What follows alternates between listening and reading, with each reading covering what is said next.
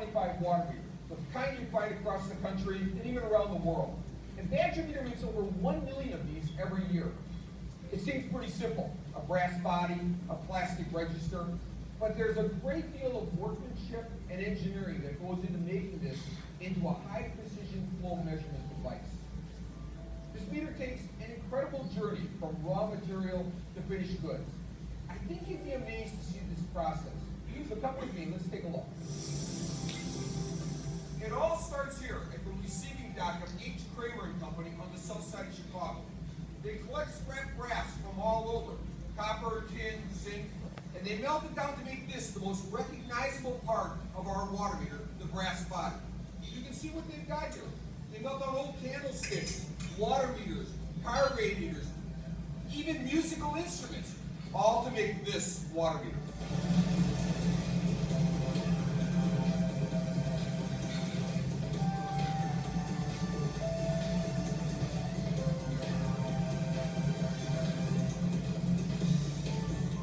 That furnace behind me is running at 2,200 degrees, melting all of the scrap and pouring it into the individual molds that will make the brass ingots.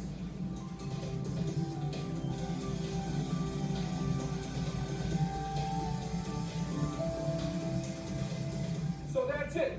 We now have a finished ingot, which gets put into a pallet, shipped off to Fall River Foundry for the next step. He wanted to be sure to be in the video.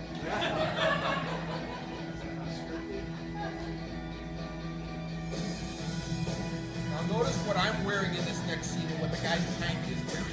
Now we're in Fall River, Wisconsin, at the Fall River Foundry, where the brass ingot is being turned into a finished water meter casting. And it all starts in a 2,500 degree furnace.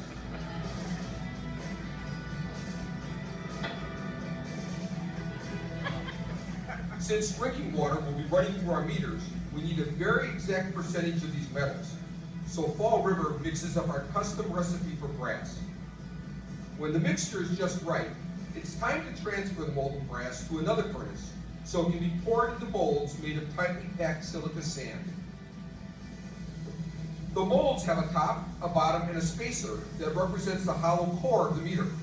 The molded brass will flow into the hollow cavity and around the spacer forming our meter. After they've cooled, those molds go through a machine that breaks up the silica sand and reveals a very rough casting of our brass body. After a little bit of cleanup, they're ready for the next step. So that's the process at Fall River Foundry. We now have a finished casting that's heading to Milwaukee for machining.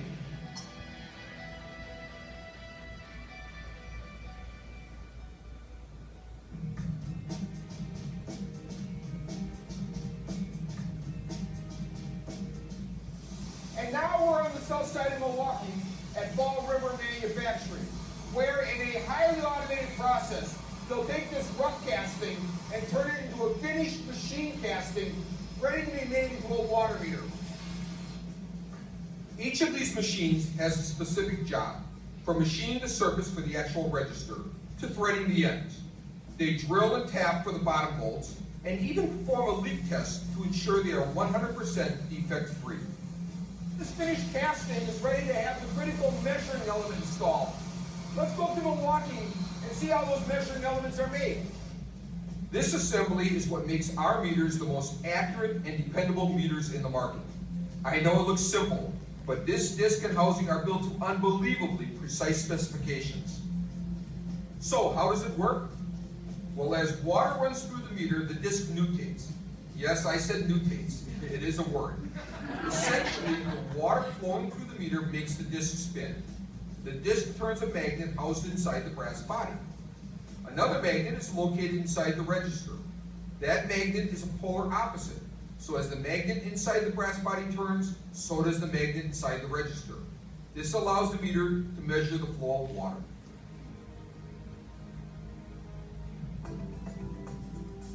The next part of our story starts here in Nogales, Mexico, where the water meters are assembled and tested.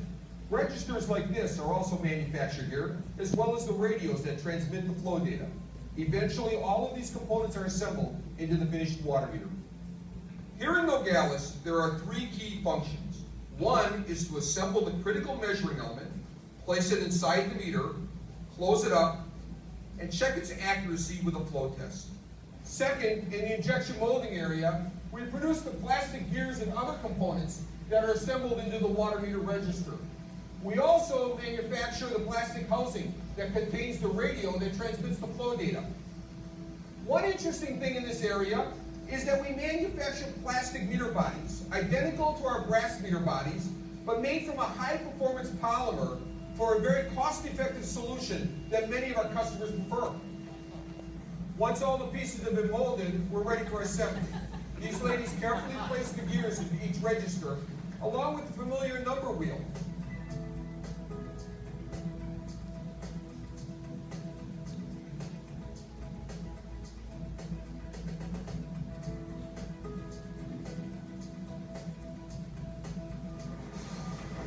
When the process is completed, the components are assembled, and voila, we have a finished water meter. And from here, these meters are shipped to municipalities all over the world. And now the completed meter is ready to be installed in a house by Hank here, where it will accurately and reliably measure water for the next 20 years. So Hank, what are you going to do for the next 20 years?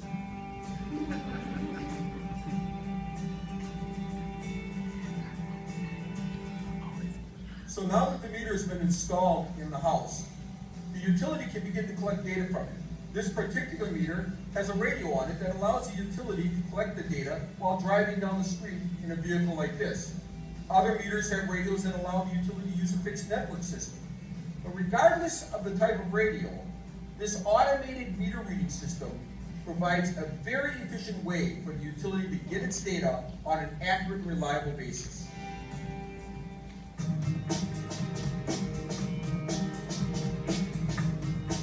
So that's the story of the Model 25 water meter. It's taken an incredible journey from skids to scrap to a finished meter.